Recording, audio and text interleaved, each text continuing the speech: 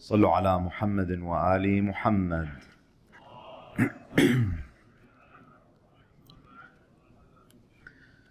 أعوذ بالله من الشيطان اللعين الرجيم. بسم الله الرحمن الرحيم. الحمد لله رب العالمين، ثم الصلاة والسلام على خاتم الأنبياء والمرسلين سيدنا ونبينا محمد وعلى أهل بيته الطيبين الطاهرين.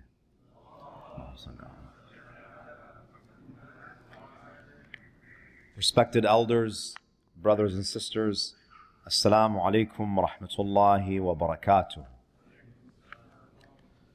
So last night we spoke a little bit about the qualities and characteristics of Nabi Dawood alayhi salam as outlined in the Quran. And we mentioned that one of the unique qualities of this great personality is that not only was he able to communicate with animals, with other creatures, but he also had the humility to draw lessons from them. I mentioned an example last night, and I want to just mention one more, and then inshallah we'll move on to the rest of the ayat in Surah Sad. We have a narration from Imam al-Baqir, salawatullahi alayhi.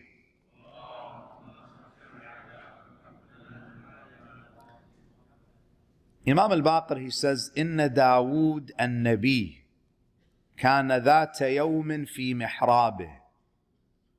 Imam al-Baqir, he says, one day Dawood, Prophet David, he was in his mihrab. He was in his prayer chamber. إذ مرت به دودة حمراء صغيرة. As he was praying, he saw a tiny red caterpillar. تدب حتى انتهت إلى موضع سجوده. This little caterpillar was moving very slowly until it reached the place of his sujood. Now the hadith doesn't mention whether he was in sujood or he was standing, but his eye catches the movement of this tiny caterpillar. فنظر إليها داود وحدث في نفسه. So Dawood, he started to look at this tiny caterpillar, and he thought to himself, right?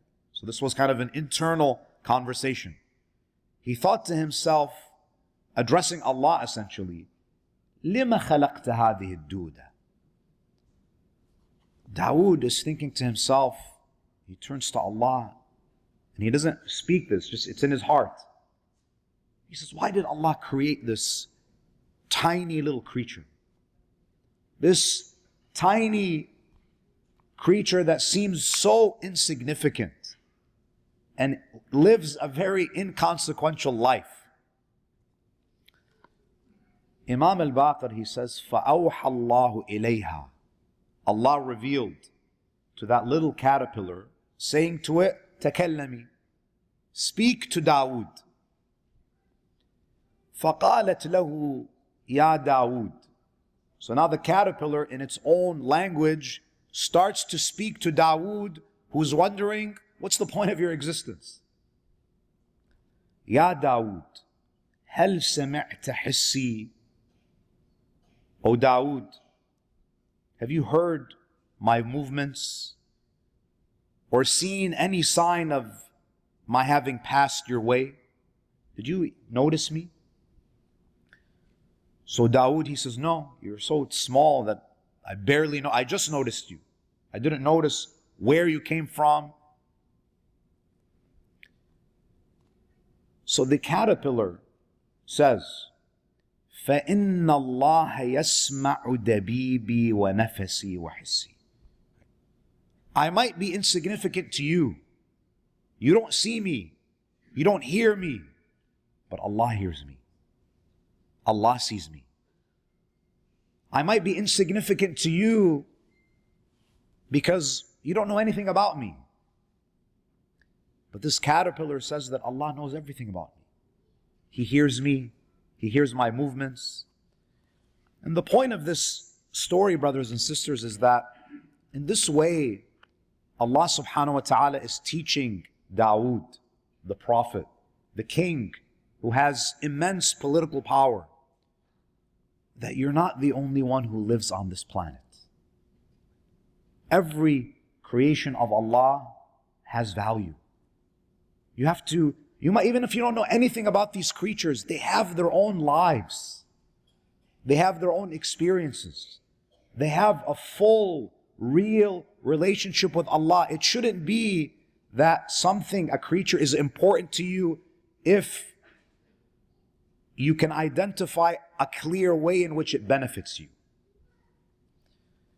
And it's very sad, brothers and sisters, that we live in a time where you have a certain country in the world that makes a claim to this prophet. They have the Star of David on their flag, and they claim that to be the descendants and the followers of Dawood, who respected the life and the sanctity of a caterpillar.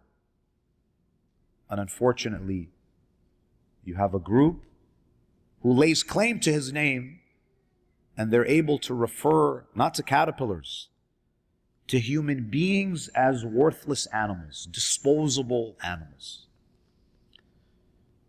Allah subhanahu wa ta'ala in Surah Sad, He tells us about the kingdom of Dawood. Ayah number 20 of Surah Sad. Surah 38, verse number 20. Allah says, وَشَدَدْنَا مُلْكَهُ وَآتَيْنَاهُ الْحِكْمَةَ وَفَصْلَ الْخِطَابِ. Allah says, and we fortified his kingdom. Dawood's kingdom was powerful. It was a very strong government. Allah subhanahu wa ta'ala says, I gave him power. But in addition to that power, I gave him wisdom and decisive judgment. You see, brothers and sisters, the people that Allah chooses to rule over human beings, He gives them wisdom. If you look at the world today, the overwhelming majority of people who have power, who have political power, they don't have wisdom. They don't know how to use this power. In fact, they are quite reckless with the power that they have. And it's very scary when you look at these erratic, irrational people and you think to yourself that these people have access to the nuclear codes. God help us all. Because there's no hikmah. There's a lot of power, but there's no wisdom. And power applies to military power, technological power, artificial intelligence, whatever you want to call it. There needs to be hikmah. Just because you have the power to do something, it doesn't mean you should do it. So Allah subhanahu wa ta'ala says, we fortified the kingdom of Dawood and we granted him wisdom, وَفَصْلَ الْخِطَابِ, and we gave him decisive judgment. Dawood alayhi salam was also a judge. When people would have disputes and conflicts, they would come to him to adjudicate their disputes. Now, I want to share with you a couple of ahadith relating to judges and judgment. You know, we have an entire section in the books of fiqh. If you look at Kitabul Kafi, we have an entire section called Kitabul Qada, the Islamic rulings relating to judges and the issuing of verdicts. Ahlul Bayt have told us what are the qualities of a judge, what are the etiquettes that should be followed when someone issues a verdict, who the burden of proof is upon, and so on. Imam Amir al-Mu'mineen, salawatullahi alayhi,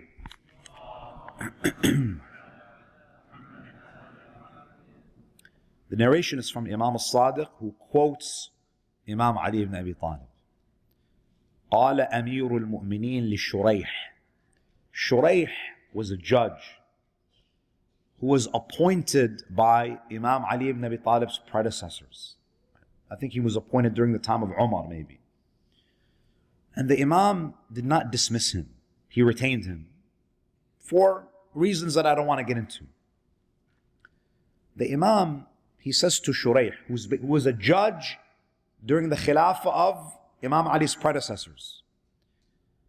Imam, he says to Shurayh, Ya Shurayh, قد جلست مجلسا لا يجلسه إلا نبي أو وصي نبي أو شقي. Imam, he says to Shurayh, O Shurayh, you are sitting in a seat of authority. You're a judge. You are sitting in a place. Only 3 types of people have sat in this place: a prophet, a successor of a prophet, or a wicked person.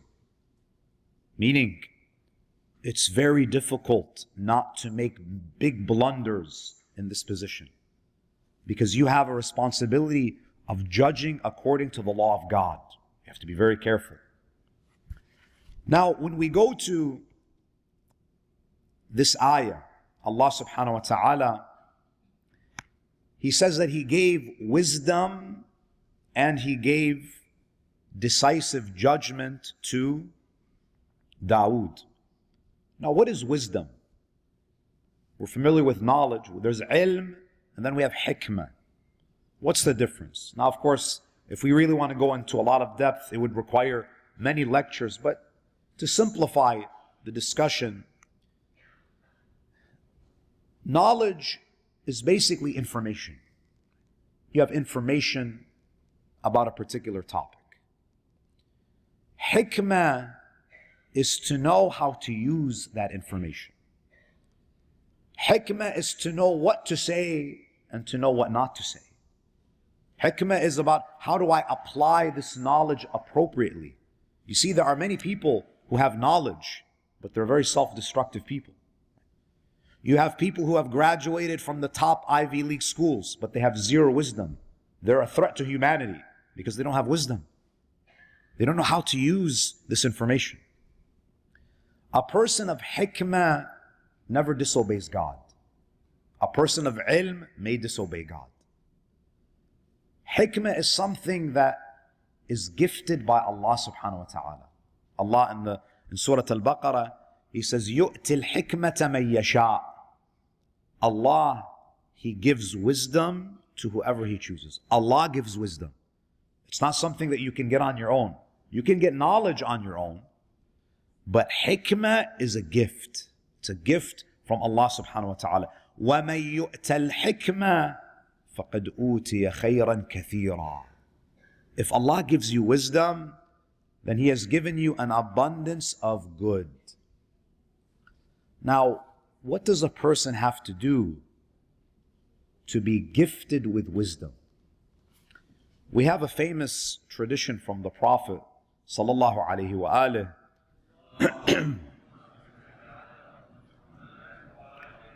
He says, "Man akhlasa lillahi arba'ina sabaha."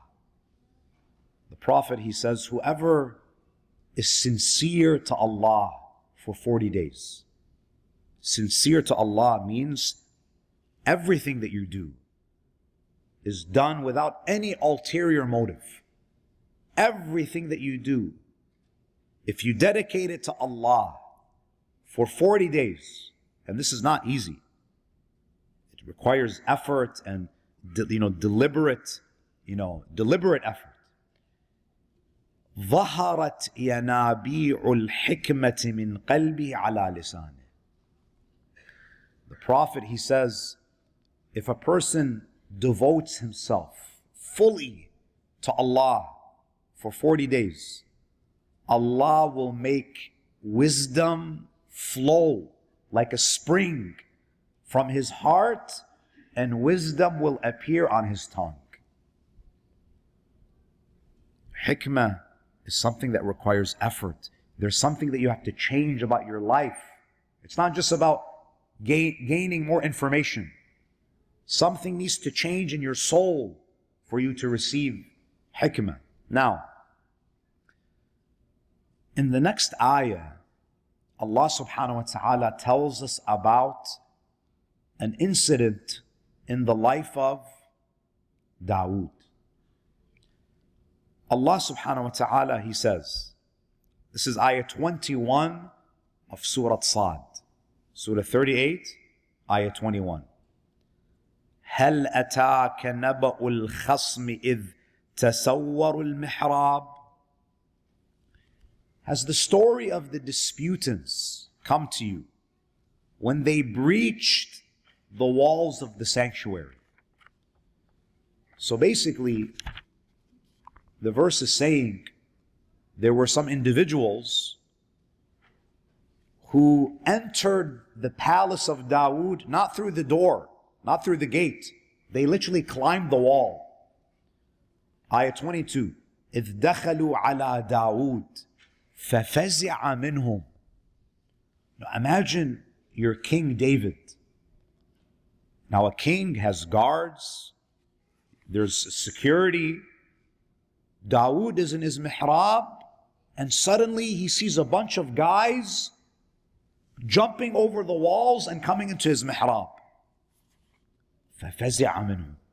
He was frightened by this. Are these people, are they here to kill me? Who are these people? How did they get access to this room in my palace? قَالُوا لَا تَخَفْ. They say to Dawood, don't be afraid. خَصْمَانِ بَغَى بَعْضُنَا عَلَى بَعْضٍ. We are two disputing parties. One of us has transgressed against the other. فَاحْكُمْ بَيْنَنَا بِالْحَقِّ. We want you to judge this case. We want you to judge truthfully. وَلَا تُشْطِطْ وَهْدِنَا سَوَاءَ الصِّرَاطِ. And don't be unjust, and guide us to the straight path. So Dawood is startled. So immediately they start presenting this case. Ayah 23. The plaintiff starts to present his case. إِنَّ هَذَا أَخِي لَهُ 99 نَعْجَةٌ وَلِيَ نَعْجَةٌ وَاحِدَةٌ. The plaintiff, so when you have a case, you have a plaintiff and you have a defendant. The plaintiff is saying that my brother, right, who is the other party, my brother has 99 sheep, female sheep, and I have one sheep. فَقَالَ اكْفَلْنِيهَا وَعَزَّنِي فِي الْخِطَابِ. My brother, who has 99 sheep, he said to me, give me the one sheep that you have. I'll take care of it. I'll look after it. Add it to my 99 so I can have 100. وَعَزَّنِي فِي الْخِطَابِ. And he says, and my brother overpowered me with his speech. He spoke condescendingly to me. He was overbearing. So Dawood, he's listening to this. Ayah 24, Dawood, he says, قَالَ لَقَدْ ظَلَمَكَ بِسُؤَالِ نَعْجَتِكَ إِلَى نِعَاجِهِ. Dawood, he heard from who? He heard from the plaintiff. After only hearing from the plaintiff, he says to the plaintiff that your brother has been unjust to you. Which implies what? You are mazloom and your brother is the zalim. And then Dawood, he says, وَإِنَّ كَثِيرًا مِنَ الْخُلَطَاءِ لَيَبْغِي بَعْضُهُمْ عَلَى بَعْضٍ. Dawood says, unfortunately, the majority of people are like this. When they mix with each other, they wrong each other.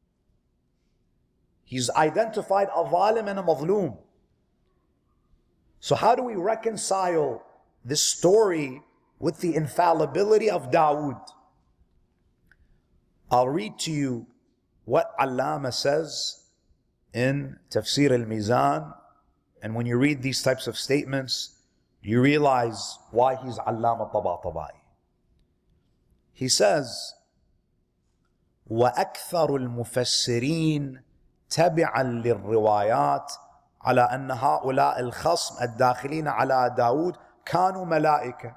He says, based on the narrations, these disputing parties were actually angels.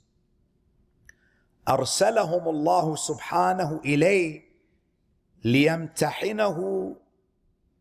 Allah sent these angels in human form to test Dawood. وَسَتَعْرِفُ حَالَ الرِّوَايَاتِ. He says, but later on, you will see, and he has a discussion about how these narrations are weak. We can't rely upon them.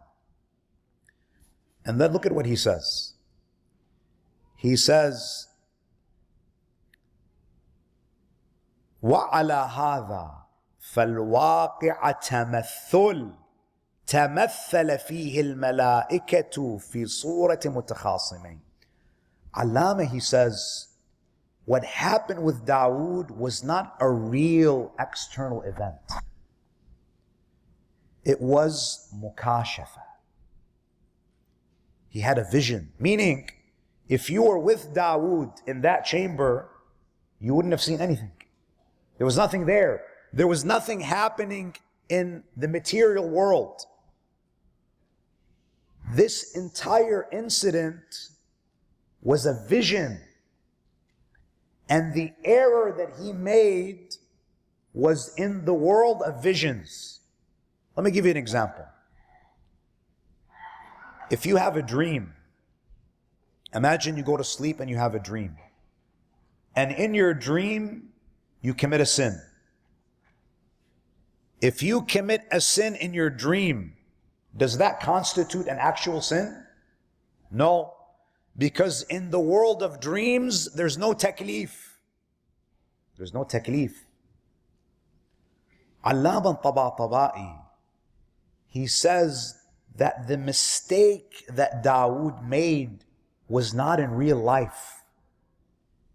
It was an error that he made in the world of kashf, meaning that he made that error in a world other than the world of taklif, and therefore it doesn't constitute a sin. But because Dawood is so sensitive to following the laws of God, even when he makes an error in kashf, he does tawbah. It's like someone who is so pious and they commit a sin in their dreams and they wake up and they say, Astaghfirullah Rabbi wa atubu ilayh. After this, Allah subhanahu wa ta'ala, He promotes him as his Khalifa upon the earth.